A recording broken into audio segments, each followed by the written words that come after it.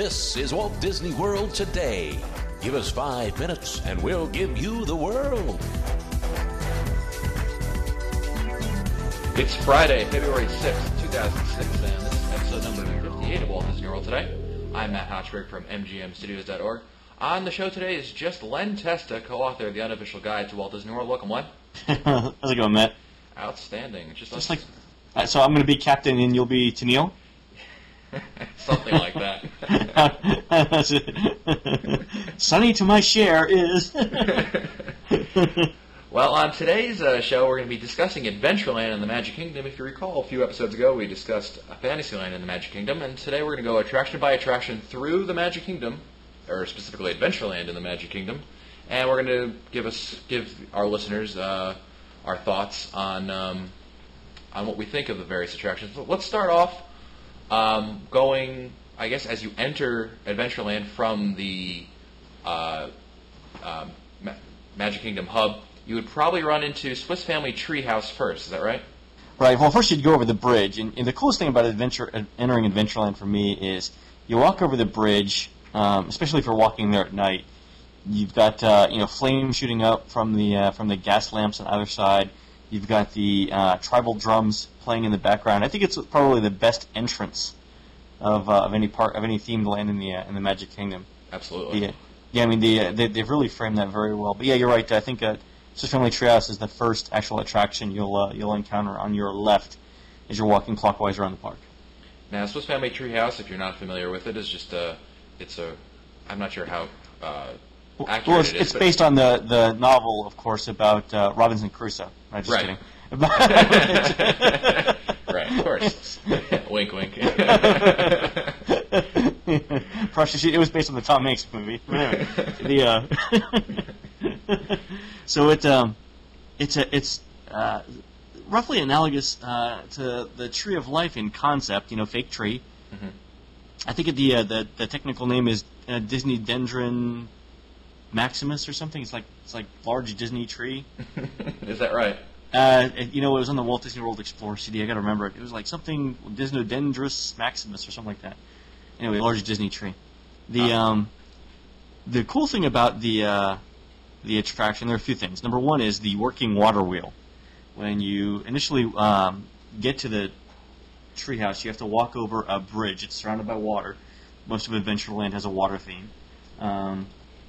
And you'll see a water wheel contraption that carries water from the ground floor, the root area of the tree, where the Jungle Cruise rivers are, all the way up to the upper levels of the tree where the family is presumably housed. And it's really neat. It's one of the first things you see when you walk in, and the mechanism itself is ingenious. It really works. I don't think it's actually water powered. I'm sure that there's a motor back there powering it, but the water actually does carry up into the upper levels of the tree. It's really, really neat. Yeah, and of course, with the and after you proceed past the water wheel, you go through various rooms of the tree house, literally house. Yeah, it's really, and for our listeners who haven't been on it, it's a lot of walking and there are a lot of stairs. I believe there are more than 120 stairs in this particular attraction, and I don't think it's ADA compliant. It doesn't yet comply with the Americans with Disabilities Act, so it's not like there's an elevator that'll get you to the top or anything. It really is a hike. Yeah, I mean it's a lot of steep steps, in fact. And it's also pretty hard to actually take in anything for more than a few seconds, because if you stop, you're holding up the entire line behind you. Yeah, the good thing is it's rarely crowded, but the downside is that even if you pause for a few seconds, to your point, you will start backing up the queues. And it's not like it's like long staircases that get you up here. It really is like 8 steps up, and then a left or a right turn into a landing, and then 6 more steps up, then 3 more steps up, another landing. It's really twisty and turny staircases. That being said, I mean that's what adds to the charm of it. It really is like a family built it out of whatever they had, lying around from the shipwreck. So and the one of the I don't get too excited about this attraction. I think it kind of lost its luster about 20 years ago. But okay. Go ahead, Len. I think the one interesting thing that has fascinated me about this lately, I hadn't gone on it for a long time, And I started going on again a couple of years ago, when I started reviewing all the attractions for the guide. Interesting thing about this, you get to the very, very top, and what Disney's done when they created the trees is they really worked on the view that you see when you're at the top of the tree, so that with few exceptions, you rarely see like Tomorrowland or the Contemporary or Fantasyland or anything. So it really looks like the visuals, even from the top of the tree, really make you think like you're still in some tropical locale, right? Now, so remember we did our review of Everest the other night.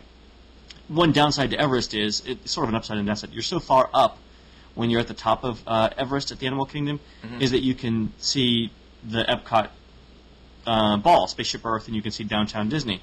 That kind of ruins the effect of you actually being in Nepal on Everest, right? Right, exactly. But here, they've engineered the leaves of Swiss Family Treehouse. They've really mastered the views so that you can't really see a whole heck of a lot, and it really helps you believe that you're actually in, on an island, in a tree, in a real treehouse.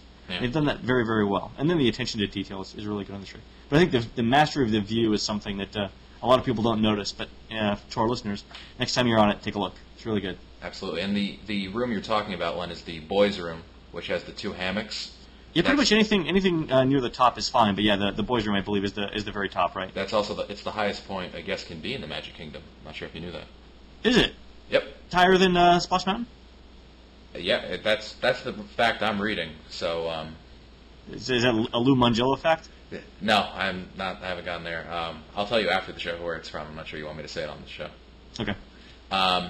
Let's move on to the next attraction, which is, of course, the Jungle Cruise. Everyone's favorite attraction to roll their eyes at. The Jungle Cruise is an attraction that hasn't changed much over the years, but it's still a fan favorite, wouldn't you say, Len? Yeah, I think so. The obvious appeal here is the skippers that you get on the attraction. They have to be really, really funny and wisecracking. Otherwise, it's just a boat ride through a bunch of robots in the water.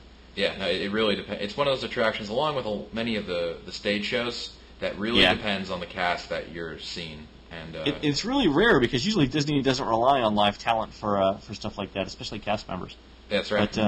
But that's Walt's prerogative. Yeah, it's one of the few exceptions to that. But the ride itself is great in that it's fairly long. It's got Fast Pass. It was Disney's attempt at exotic animals before the Animal Kingdom.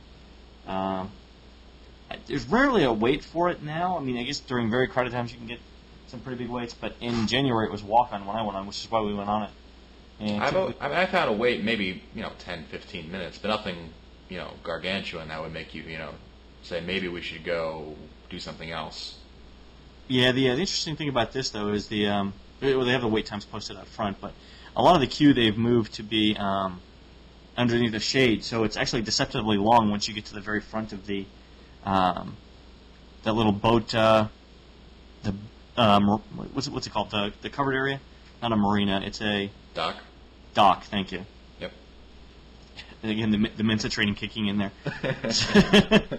So you get to the dock and the line actually goes in for a while. But another interesting thing is while you're waiting in line, and it's a really great touch. It used to be a track on the Walt Disney World Forever CDs, but they'll play Jungle Cruise News. And in the background, you'll hear stories about expeditions being lost along different rivers. The idea being that that's what's going to happen to your riverboat when you go. It's really I think the loop is like 17 or 18 minutes long. I wish Mike Newell was on because he could tell us about it. But it's also a great part of the attraction. Absolutely. And don't forget our corollary. Once you're off the Jungle Cruise, you get Shrunken Ned's Junior Jungle Boat Adventures. Yes, that was the next thing I was going to say. For those of you that don't know what it is, it's a coin-operated game right by the exit to Jungle Cruise, and you pilot a remotely controlled boat, and it really is remotely controlled. There's no wires or anything, floating in a little lagoon, and you can maneuver the boat. The boats are about 18 inches long. They and about, I would say, maybe a foot wide. Yeah, maybe they're 2 feet long and a foot wide. And you maneuver it around a lagoon that's maybe the size of a small swimming pool. And you can guide the boat through various obstacles, like there's a underwater bubbling volcano-like thing that that's surrounded by bamboo poles with entrances cut out at various spaces along the poles. And you have to guide the boat through the poles. There's little obstacle courses and things like that. It's strangely addictive. I think there are about 20 boats, maybe 15 to 20 boats you could pilot at any given time, and you actually have a paddle. What's a boat steering wheel called, man? Oh, I'm blanking out here too. Yeah, really. Today's our group aphasia day, where the word is on the tip of your tongue and you don't know what it is. Yeah, we need to anyway, here. so you get to steer using a real boat steering wheel, which is really fun when you want to spin it and say the whale, the white whale. That's a lot of fun. I remember one time early in my unofficial guide research days, I actually blew my entire food per diem for the entire day playing Trunk and Nidge Junior Jungle Boats Adventures. It was that much fun. I could easily blow $5 on this. It's a great little attraction. I wish it was less expensive though. Yeah, $1 a play. It's $1 a play. $1 a play. It lasts about 3 minutes. Probably after about $5 worth, you would have enough. But it is a lot of fun. Well, it's a good attraction, and it's a change of pace. You can't do that anywhere else on property. That I'm aware of. No, I think one of the appeals of it is that it's actually interactive. It's one of the few interactive things, in the Magic Kingdom where you can actually affect the outcome of the attraction. Yep. Right. So that's a whole other show. Our next attraction is probably the most popular in all of Adventureland. That's, of course, Pirates of the Caribbean. Magic Carpets of Aladdin? Magic Carpets of Aladdin. Actually, yeah, I'm saving that one for to finish up on because it's such a great attraction. Yeah, we'll save it for last. Pirates of the Caribbean has always been one of my top 3 attractions in all of Walt Disney World. I don't know what else you can say about it that hasn't been said by other smarter people. I've read people who have said it's actually the precursor to all modern theme park attractions, and I would hesitate to disagree with that. It really is, the essence of Walt Disney World. It's a long ride. It's detailed. The atmosphere, the setting is superb. Each of the individual scenes is fantastic. One of the things I actually worried about when the first movie came out was that it would do the attraction justice, and it did. Everything from the fact that the movie opens and closes with a theme song. Yep. To the little touches that they put into the from the scenes that they put in from the attractions into the movie. It's by far one of the best attractions ever in Walt Disney World. It's really intricately well designed. Yeah, I mean, there are no throwaway scenes in the entire thing. No, not at all. I remember as a kid, and I don't know if I ever told you this story, but Pirates of the Caribbean was actually the first ride that I was ever in Walt Disney World where I knew I was in somewhere special. Did I ever tell you this? My first memory from Walt Disney World ever is being in line in Pirates of the Caribbean and noticing that the lights flickered like they were candles, even though they were electric lights. And, of course, being a brilliant child, I realized that someone had to go to the trouble of designing a light that acted like a candle, and that anyone that was willing to do that was, really made this a truly special place. I was just so impressed by it. I mean, I learn something every time about the attraction. Like did you know that when you go down that little waterfall, whatever you want to call it, the little the swoosh down the water slide, that's actually transporting you, metaphorically, from your current time period back to the time of Pirates. Yeah, I read that. Is that from the Burmob guide? Another place I'm not. It's the same place that I'm getting all my information for this show. All right. At least I'm consistent. I'm getting that's all the fine. same information. But I had heard that from somewhere else. I don't know if that. Okay, I don't know if that's necessarily. Okay, I don't know. I'd have to see from Disney whether that's actually true. Okay. But there's just, like you said, Len, there isn't a throwaway scene. And with the popularity of the movie, the attraction's probably been its most popular that it's been in years. Yeah, the movie really boosted the attendance quite a bit. It's actually settled down a bunch right now, but still for a while there was. I'm sure when the movie starts up again, when the second movie comes up, it'll be popular again. And there is that persistent rumor. I think it's actually been verified now that they're going to add a Johnny Depp character to it. Yeah, I heard that later on in the not in the year. Later in the year rather. Ugh, totally blanking out here. Our next attraction is, Len, your favorite attraction, the Magic Carpets of Aladdin. The Magic Carpets of Dumbo? Yeah, right. They really should have like Dumbo with like a line going through it, and on top of it, someone wrote in Magic Carpets of Aladdin. Because, I mean, is this just the most? I mean, perhaps it's been replaced now by that attraction, Triceratops Spin.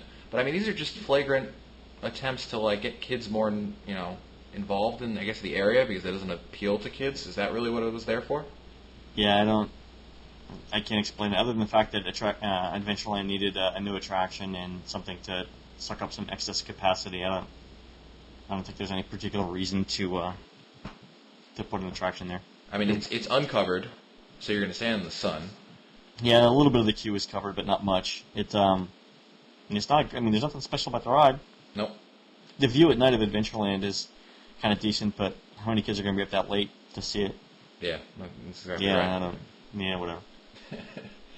And our last attraction is the Enchanted Tiki Room. Now, Tiki room. can you even hear that song anymore on the new one? I know they play the first they part start of off it. that way, and then they go, hold it. Yeah, and then it goes into an yeah. Aladdin redux of Never Met a Guy Like Me, or Never Had a Friend Like Me. Never. Yeah, friend like me. Yeah. I mean, would you still recommend the attraction? Yeah, it's great.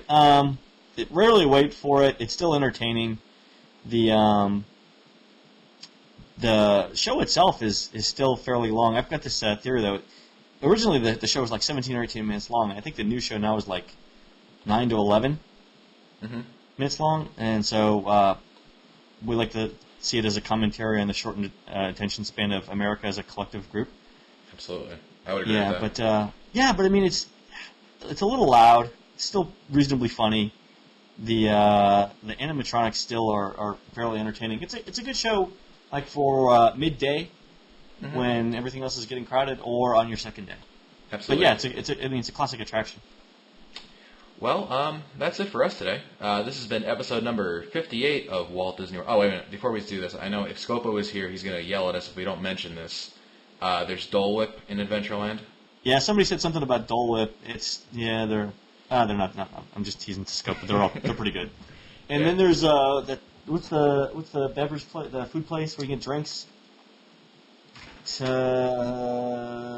not talking about El Parita EO. No. The rarely open Pirate and the Parrot food, which is actually the most interesting cuisine in Adventureland. No, it's the Tomorrowland. No, it's the Sunshine. The Veranda. What the hell is the name of the place? What's the place? Right to the. If you're looking at Enchanted Tiki Room, it's to the right. The place where you can get beverages. I can picture it in my mind. I just can't. We're not doing good with names here today. Yeah, really, I'm telling you. It would just be like that place where. Where's my unofficial guide to Walt Disney World when you? Yeah, really. Well, I need to start. Well, you can get drinks there. That's what the important thing. Anyway.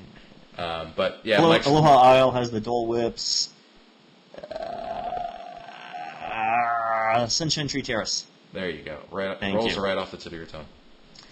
Whew, citrus specialties. Yeah, there you go. But Mike Scopo loves his Dole Whip, so if you like Dole Whip, feel free to email Mike, and you guys can talk about ice cream.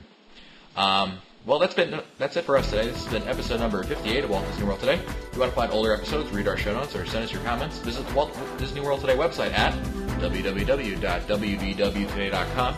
You can also email us your questions at questions@wdwtoday.com. For Len Testa, Mike Scopa, and Mike Newell, I'm Matt Hochberg. We'll see you on the next show.